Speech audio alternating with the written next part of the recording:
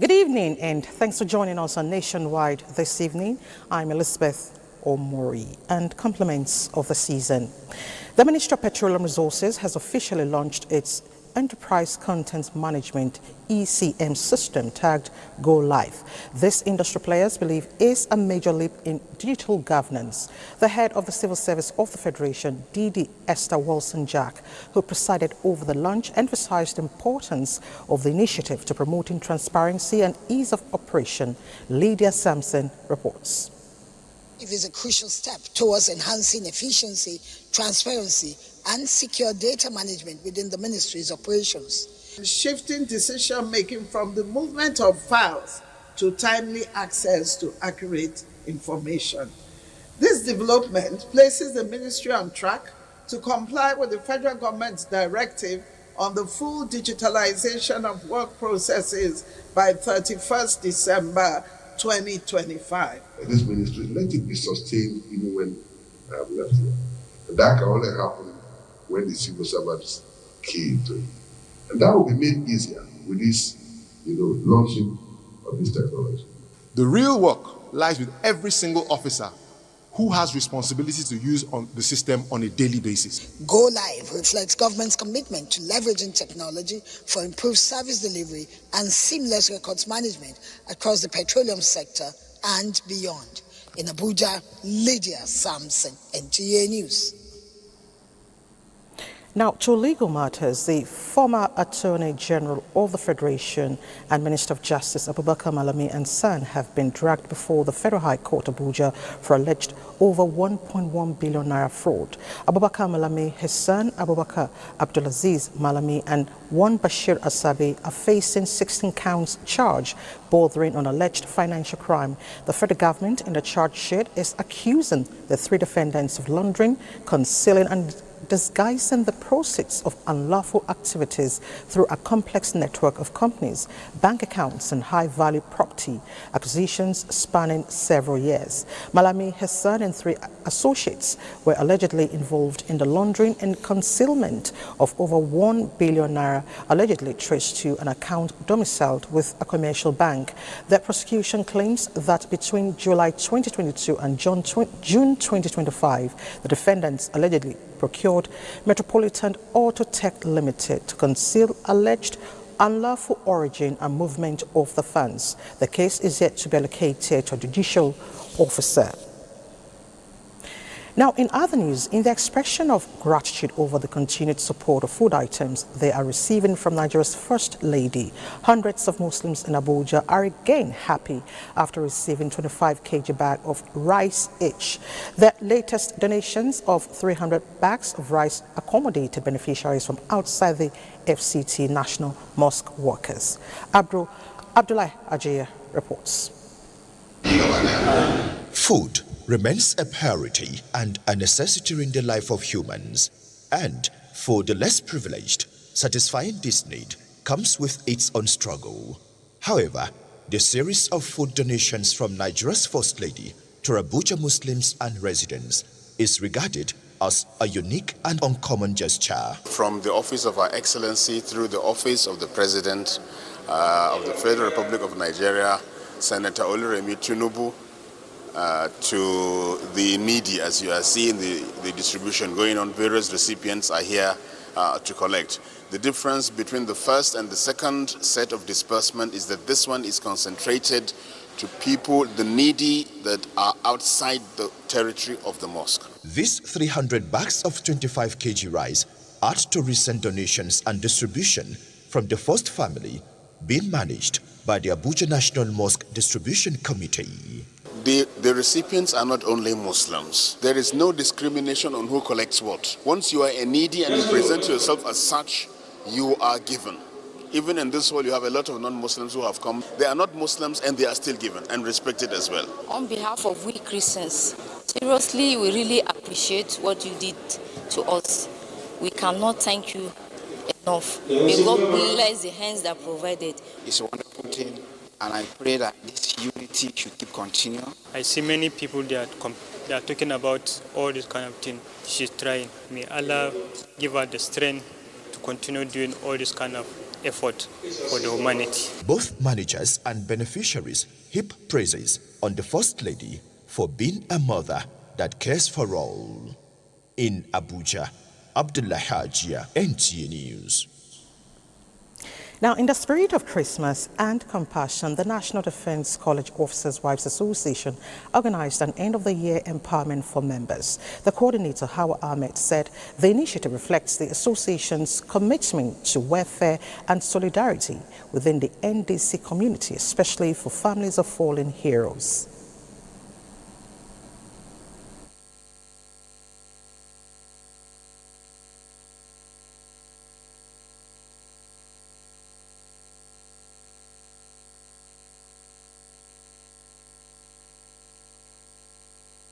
The love and care for the families and loved ones, your strength and resilience are truly inspiring.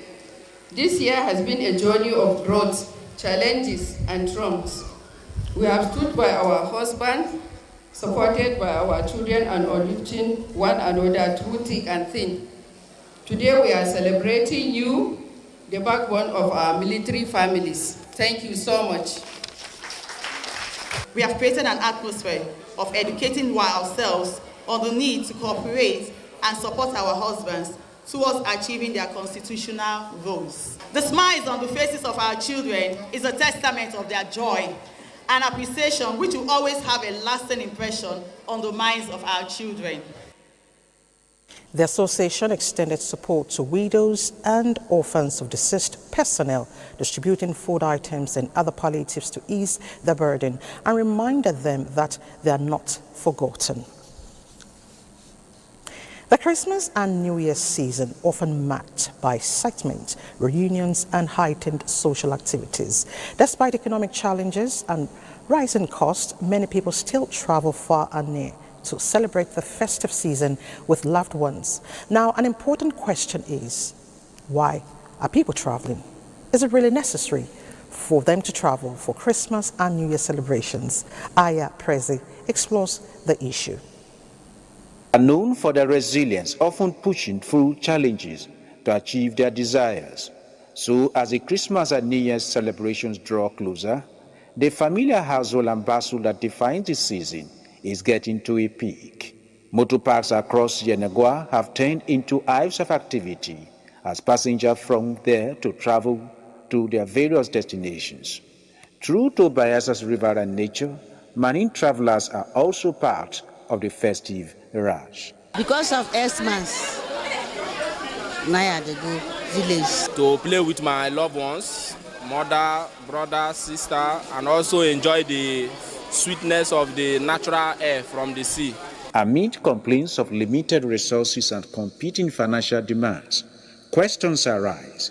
Is it necessary for people to travel far and near just for the excitement of the festive period? It is necessary because you've spent most of the year in the city, so it's ideal for you to go to the community where you belong to and see your family over there, and then, you know, get acquainted with the culture, the customs, the traditions and all that. So it's necessary. You know, it's quite stressful, strenuous, and quite expensive. So give or take, I'll spend 11,000 something.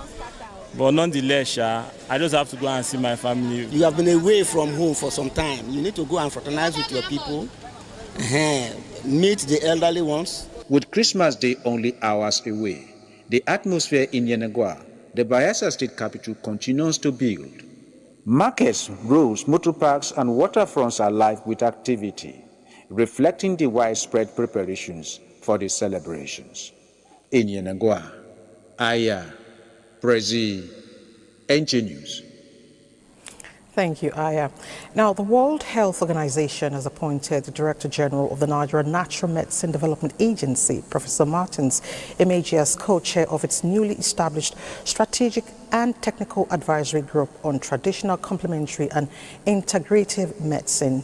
The appointment reflects WHO's commitment to inclusive, balanced and scientifically rigorous leadership in advancing traditional, complementary and integrative medicine worldwide.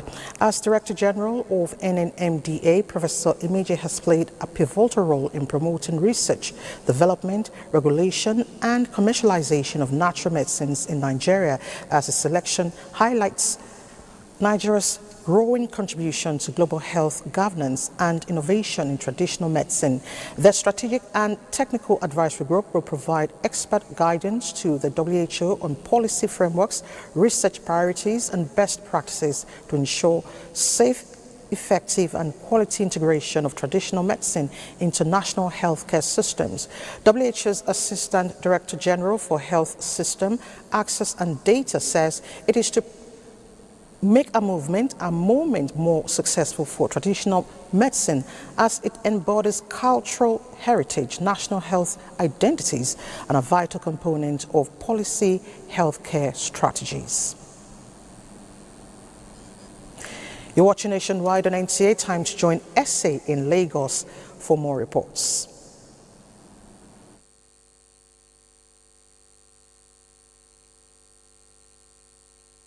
Thank you for joining us in Lagos. Christmas is an annual celebration marking the birth of Jesus Christ, observed predominantly on December 25. It is a significant religious and cultural event celebrated by billions globally. In this report, Lynn Leneke examined Christmas amidst the current economic situation. In many nations, Christmas is recognized as a public holiday, uniting diverse communities in both spiritual observance and cultural tradition, making it a key feature of the festive seasons in numerous countries. Christmas, just days away. Many Nigerians are eagerly anticipating the festivities, planning to celebrate with loved ones. But the economic situation is, however, set to play a major role in shaping the way Nigerians celebrate this year. Someone who used to buy maybe 10 before will come now and manage to buy maybe 3 or 4. If you have money, it's important. If you don't have money, just stay your own. Clergy spoke on how to celebrate Christmas without losing the significance. Nigerians must put away their differences and come together as we celebrate Christmas. Let's celebrate Christ in love. Either you are a Jew or Gentile, you are one. Ultimately, the core essence of Christmas in any situation remains the same: a focus on love, joy, generosity, and fostering connections with others. In Lagos, Lynn Leneke, NTA News. In the face of evolving societal challenges, nurturing a culture of unity and inclusivity has become a pressing necessity in Lagos. As Lagos is home to a diverse population with varied backgrounds, experiences, and perspectives, protecting and harnessing this diversity to create a harmonious and thriving community requires a deliberate and collective effort. Adejoke Odeka tells us more. Lagos, a melting pot of cultures where tradition meets modernity and diversity thrives. From the rhythmic beats of carnivals to the mouth-watering flavors of Hausa, Igbo, and Yoruba cuisines, Lagos is a city that embodies the spirit of unity in diversity. Its vibrant streets, bustling markets, and resilient people make it a true representation of Nigeria's rich cultural heritage. Does the city still embody its cultural richness, or has rapid growth and urbanization taken its toll? In Lagos, there's nothing like tribalism. You can say an Hausa man related with a Yoruba man, an Igbo man related with an Hausa man. There's no tribalism in Lagos, so it's kind of peaceful for everybody to stay. Amidst growing insecurity and concerns about community safety, it is crucial to prioritize unity and rebuild trust among neighbors. Sustaining a culture of togetherness and cooperation is important to overcoming these challenges and restoring confidence in communities. To actually educate the Nigerian people and to revisit the Nigerian curriculum, especially from primary school. Honestly, when I was in primary school, I didn't think of anybody as Yoruba, think of anybody as Igbo, think of anybody as Hausa. Lagos is welcoming. Lagos is home to everybody. Lagos is a place where you come, you strive, for your economic liberation, and you achieve it. By assuming the role of being catalysts for unity, residents of the state can cultivate a culture of mutual respect and understanding, thereby bridging existing gaps and promoting inclusivity. This concerted effort will facilitate the development of a harmonious and prosperous community where diversity is cherished. In Lagos, Adejoke Odeka, NTA News. Those are the reports from Lagos. Nationwide continues in Enugu after. Welcome to Enugu Network Center. As Christmas is just in few hours, shoppers in Enugu State are flocking to main markets to buy food items and other festive essentials. Let's find out how people are coping with the last-minute shopping.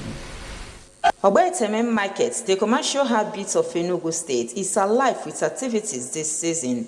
From cooking ingredients to clothes, shoppers move from store to store and roadside vendors in search of the best deals on items of choice.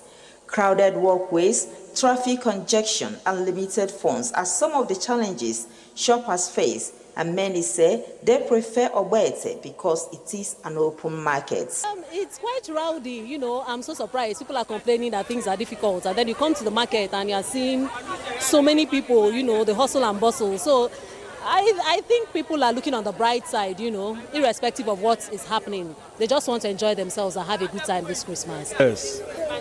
Well, we thank God. There are a lot of patronage. As you can see, the business is bubbling.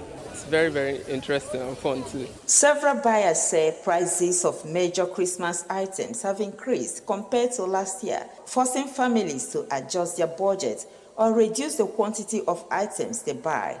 They also advise people to remember that Christmas is an annual event and that January comes with many difficulties. I believe I would advise them to plan ahead, because when you buy with rush, you're bound to spend more. Buy in bulk within the year, spend wisely. There's January, you have school fees, you have house rent. So spending all the money this period, for me, is not really wise. Here at Ogbete Main Market, Christmas shopping is in full swing. Shoppers are, however, saying that they prefer this market because of varieties of items and bargaining power. But the rising prices of items and congestion remain a huge challenges.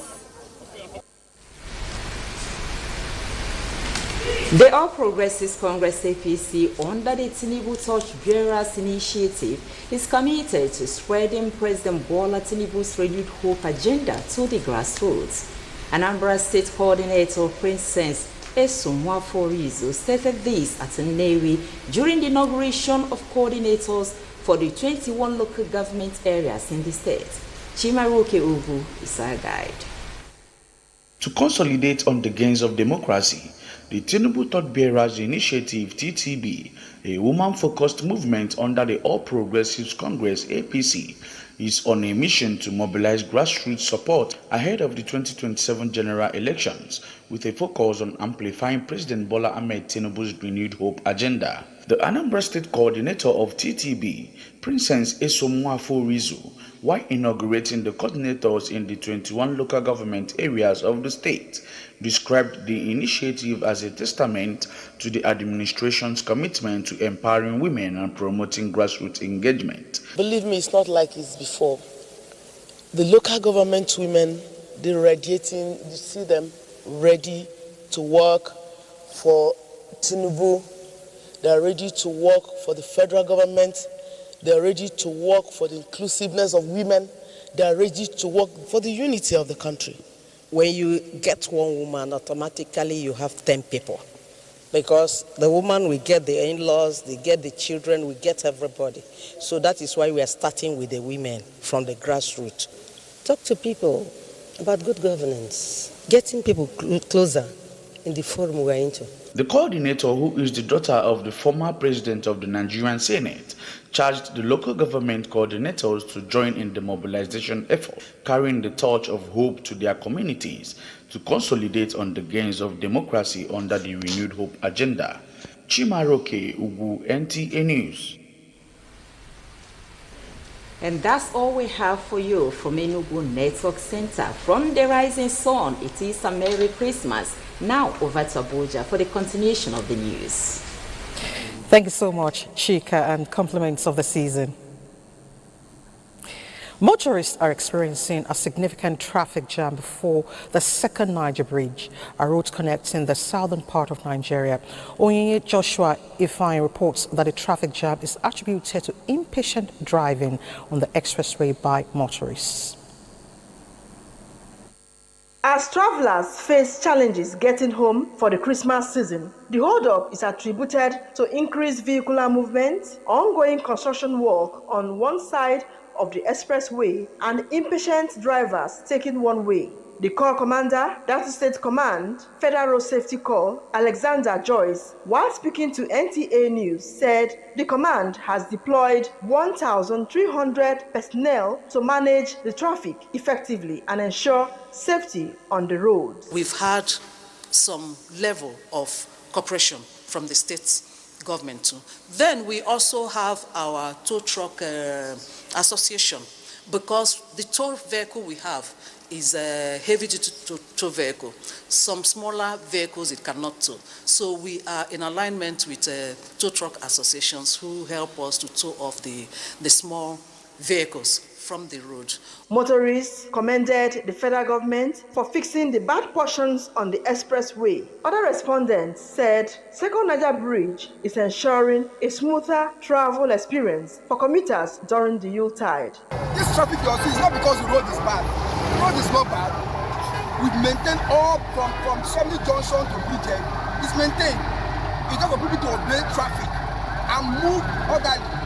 Expand the road, not just to repair the road, expand it. Onyinye Joshua Ifeanyi, NTA News. And Thelma Iliogo is right now at the location to bring us up to speed on happenings over there. Thelma, thank you so much for joining us on Nationwide. Now, tell us, how impatient are drivers and what has been done to ease traffic? Good afternoon. Thank you. As you know, it's the Yuletide season, and it's a tradition for Easterners, for people rather, to travel for the Christmas and New Year celebration. And the Niger Bridge is usually replete with traffic at this time of the year. It's very usual to see unprecedented level of vehicular movement across the Niger. And if some people are not going for, like traders, if they are not going to buy goods, commuters are going home early for the Christmas. Even transporters are making bricks business going to and from the Niger Bridge. Therefore, it is unusual. It's not unusual to experience gridlock at the Niger Bridge. But this time around, thanks to the federal government's wisdom to build the second Niger Bridge, the gridlock is not experienced this year because the vehicular movement is freer than usual. It is freer than usual because a lot of diversion through the second Niger Bridge takes place for the people going to either Abia, Imo, Port Harcourt. They have to veer off and take that way and leave those going to Enugu and beyond to go through the old Niger Bridge. And the 16-kilometer bridge is doing the work it has been instituted to do by easing the traffic. And also this period, the Federal Road Safety Commission deployed a lot of personnel to help control the traffic. So if you see behind me, the vehicles are really moving. The gridlock we met while coming here is man-made, I would say, because a lot of persons that are impatient try to beat the traffic by following one way, by plying the one-way route. And again, the palliative that is being done on the roads this period also constituted the little traffic that we experienced behind. But aside from that, every other thing is moving properly. And like I said, thanks to the second Niger Bridge, the traffic this year is not as usual. Before now, we all know that people sleep on this road practically, They are stuck on this road overnight for days until the second Niger Bridge was built. All right, Thelma, thank you so much for the update, and I hope you are not taking off to see your loved ones from there. Elma for the updates. NDLEA Children's Party returned this Christmas with a colorful 3-day celebration that brought together children from different schools, families and sponsors in an atmosphere filled with love, joy, music and excitement. Gabrielle Amunike captured the moment. The NDLEA Children's Party was officially declared open with a warm welcome address and a lively fanfare led by the General Manager, Mr. Chidi Okoli. We plan it every year to celebrate our children this period of love. From the moment NDLEA flung its gates open, the venue came alive with bright colors, cheerful faces, and the energetic sounds of children eager to play, learn, and express themselves.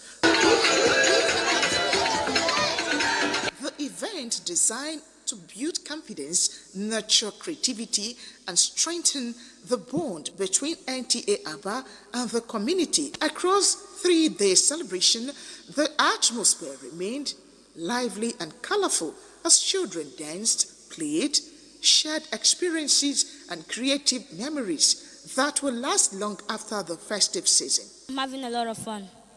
We are here to enjoy ourselves. I am happy to come here because they do very well. The exciting thing about here is that we love the way they showcase their goals, the way they do their things and other things. That's why we decided to come here. For NDLEA, the Children's Party is more than an annual event.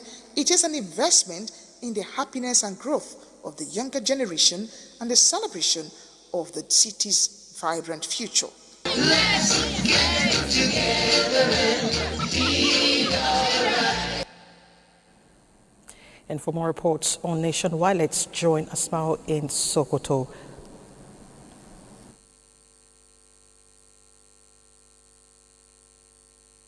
Elizabeth, good evening and welcome to Sokoto on Nationwide. A combined total of over 982.9 kilometers of illicit drugs have so far been intercepted from various locations by the National Drug Law Enforcement Agency, NDLEA, Sokoto State Command. The Commander, NDLEA Sokoto State Command, Mustafa Gidado, who discloses this, related the achievement to proactive strategies and effective collaborations between the agency and critical stakeholders. Abdullahi Umar Ilelu reports. Briefing journalists on the command's activities, the Commander, National Drugs Law Enforcement Agency, Sokoto State Command, stated that more than 146 arrests in connection with drugs-related crimes, including possession of cannabis sativa, have been recorded in the year 2025. Out of the cases so far, 13 convictions have been secured, while 18 cases are still ongoing in court, with 18 individuals rehabilitated and reunited with their families. The Commander called on members of the public to continue providing the command with credible information on drug dealers in order to safeguard the health and safety of innocent citizens. He also appealed to the government at all levels and the private sector to support the agency so as to enhance its operations across the state. To collaborate with all communities in the state and all other relevant stakeholders. And it is our will, and we will remain ruthless and committed in making Sokoto State a drug-free state, while discharging our civic responsibilities. Some of the suspects arrested who admitted involvement in the illicit drug trade expressed remorse over the actions and appealed for leniency. Taba. How do you get this taba? Buy for our side, for Akure. This is the first time when I do this thing. Tsayi ne kuma ban ji daɗi ba gaskiya kadara ce da wannan tafiyan ita ne ta farko yina. Tana roƙon kuma ta mana afuwa.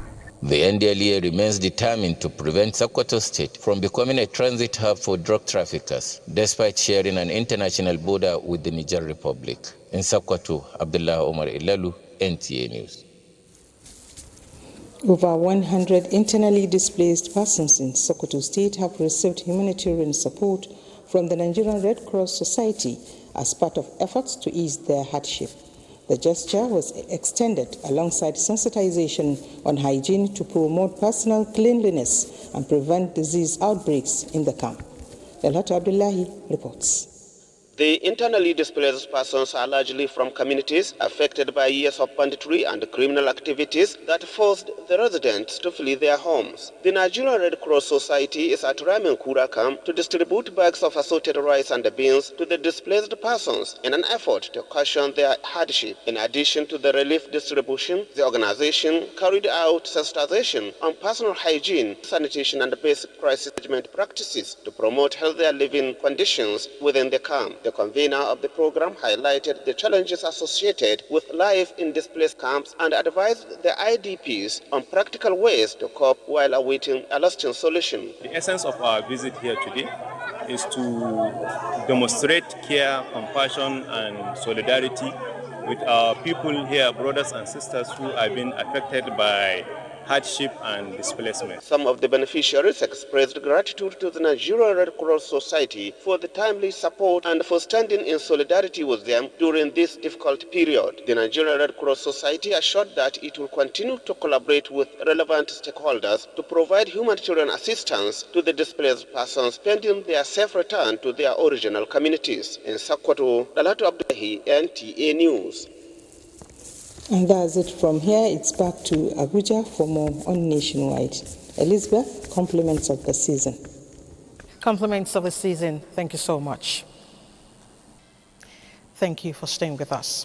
A political group known as the Tinubu Young Generation Forum says President Bola Tinubu has performed excellently well to the expectations of Nigerian youth, both home and abroad, and deserve a second term for continuity and progress. This was at its National Committee meeting on youth stakeholders engagement and dialogue, the imperative of the renewed hope of Nigerian youths. Its national president says the assignment of the youth group is simple, which is to mobilize and galvanize youths for the president, especially at the grassroots in other parts of the country. Still on political matters, National Chairman of Accord Party, Maxwell Ngbudem, reaffirms that the party has no faction, stressing that he remains the duly elected and INEC-recognized National Chairman. Speaking in Abuja, Ngbudem dismissed claims that the party expelled former presidential candidate Professor Christopher Imumulem, saying his claims are false and misleading, emphasizing that all related court cases were dismissed for want of jurisdiction. As a responsible party, Accord will not join issues with expelled members and political jobbers. I state categorically that Accord is the most peaceful, stable, united, progressive, and fast-growing political party in Nigeria as of today. Nigerians that the Accord Party remains intact and strategically driven towards upcoming elections in Osun, Ekiti, and the FCT, while strengthening preparations for the 2027 general elections. Now let's head to Port Harcourt, where Dibabari is standing by with reports from Hazel. Welcome to Port Harcourt. The River State government has again taken another giant step in its desire to decentralize secondary health care service across the state. With healthcare service across the state with the inauguration of Ahoda Zonal Hospital, Kingsley Amadi reports that Governor Siminalayi Fubara at the inauguration said the statewide project interventions are intentional.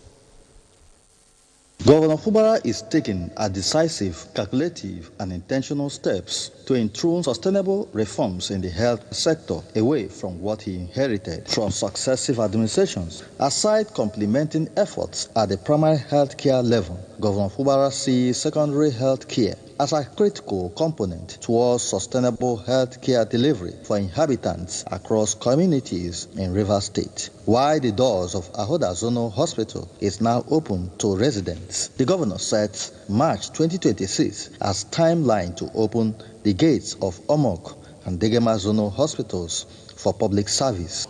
That of Bori have been commissioned and put to use. This one today will immediately be put to use after the commissioning. And by the special grace of God, before the end of March next year, we'll be commissioning that of Degema and that of our Omok. So what are we trying to tell our people? Your health is important to us.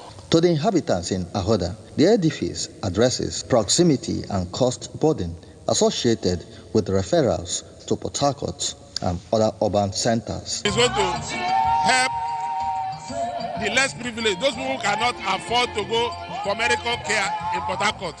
This one is going to be a start because it's well equipped. What the governor has done in Ahoda East today will limit untimely deaths. Many believe that the issue of referral cases and the distances they usually travel from here to Port Harcourt would have been bridged with this health facility. I'm Kingsley Amajiri, NTA News. The Hydrocarbon Pollution Remediation Project HYPREP has presented a comprehensive scorecard of soil remediation and livelihood programs in Ogoni lands in Rivers State. Robinson Derataide reports that the scorecard confirms steady restoration of biodiversity and economic revitalization of the Ogoni environment.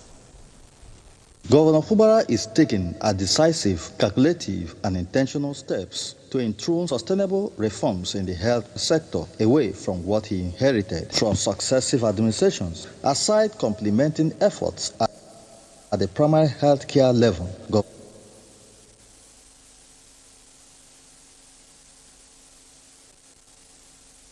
The 2025 IPREP score. Apologize for that mix-up there, but we'll continue here in Abuja. Ekiti State Government has domesticated the Niger Tax Administration Act, making it the first state to align its internal revenue laws with the new National Tax Reform Acts of the Federation. Governor Abiodun Oyebanji, while signing into law the Ekiti State Revenue Administration Law 2025, said it would ensure effective tax administration. Tayosho reports. While assenting to the State Revenue Administration Law 2025, said the new revenue law is not a mere fiscal document, but a bold statement of his administration's commitment to transparency, modern governance, and economic empowerment of the people. The governor said revenue administration and tax laws are changing at the national and subnational levels, and Ekiti State must lead that change, adding that the law introduces several transformative changes designed to protect citizens and foster growth. This law repeals the Ekiti State Board of Inter-Revenue Law 2019 as amended to bring us into full conformity with national legislation assigned by Mr. President to adopt and promulgate the Ekiti State's harmonized taxes and to affirm the commitment of the government of Ekiti State to the implementation of SABA. Oyebanji also expressed appreciation to President Bola Tinubu's administration tax reform and for his transformative leadership, courage, and sincerity in piloting the affairs of the country, pointing out that this will enhance fiscal and economic policies aimed at promoting investment and improving the economy. The governor also signed into law the State 2026 budget and Ekiti State College of Health Sciences and Technology Law to upgrade the institution to a polytechnic. In Ado-Ekiti, Tayo Osho, NTA News. Away from tax reform, the Federal Minister of Works has also transited from analog to digital operations, having joined other MDAs on the One Government Enterprise Content Management Platform aimed at transitioning the civil service to a paperless operation. Kenneth Nanim reports. Gov Enterprise Content Management is a digital platform to ensure a secure, efficient and fully digitized workflow in ministries, departments and agencies of government. Minister of Works, represented by Minister of State Works Mohammed Bello Gronyo, commended the institutional reforms and digital transformation initiative of the federal government. I am pleased and very delighted to plug off the ministry's first government cloud digitalization platform, which marks today as the day the ministry is transiting from paperless operations to a paperless system. Head of Service of the Federation, Didi Wasim Jack, highlighted role by the Works Ministry as critical in national development through the provision and maintenance of federal road infrastructure network, that connects communities and facilitates economic growth. In a sector where records, approvals, and institutional memory are fundamental, this step reinforces professionalism, continuity, and accountability. To drive the process, the Office of the Head of Service of the Federation is collaborating with the Galaxy Backbone Limited for data protection and sovereignty. The One Government Cloud, ECMS, is not just a technological development, it is a sovereign solution designed to centralize content, enhance document security, and empower staff with the tools required to perform their duties effectively. With the ministry now integrated into the OneGov Cloud ecosystem, it is now well positioned to operate seamlessly and in a secure environment that aligns with broader public service standards. Kenneth Nani, NTA News. Now, to safety on waterways, the federal government, through the Ministry of Marine and Blue Economy, has organized a training workshop for boat operators in Anambra, Delta, and Imo states. The 3-day training took place at the premises of the National Inland Waterways Authority, Onitsha Area Office. Franklin Onyekachi reports. The training is an intervention of the federal government and a direct response to accident investigation findings, which revealed that lack of knowledge is a major contributor to boat mishaps in Nigeria. The organizers say by equipping boat operators with the right skills in navigation, safety, and emergency response, lives will be protected on Nigeria's waterways. Not only because it's festive period, but also to ensure that they keep their safety measures as they are doing their daily work, as they're trying to make ends meet. They're also cautious of people. Because when you look at what is happening now, if you look at the road, people are looking for water as alternative, as means of transportation. Commanding Officer of Naval Outpost Onitsha, Commander Kabir Yusuf, represented, urged the boat operators to deploy professional conduct on water. Do not take in passengers beyond the capacity of the boat. The program was interactive, and the boat operators shared their experiences. They expressed appreciation to the federal government over the program. When we get back to our various locations, units, or to the grassroots, we have to call our people and sensitize them on this. There was a mishap of one of our boats around June. If we had gotten this type of training, that thing wouldn't have happened. For the National Inland Waterways Authority, NIWA, safety on the waterways is a priority, and rules must be maintained. The code have a penalty attached if you have engage in a particular offense. Say life jacket, you are not on life jacket, there is a penalty attached to it. A practical session was the highlight of the day's activities. NIWA says adherence to these safety rules is essential for preventing accidents on Nigeria's waterways. From NIWA Onitsha Area Office, Franklin Onyekachi, NTA News. And next is Sports Update.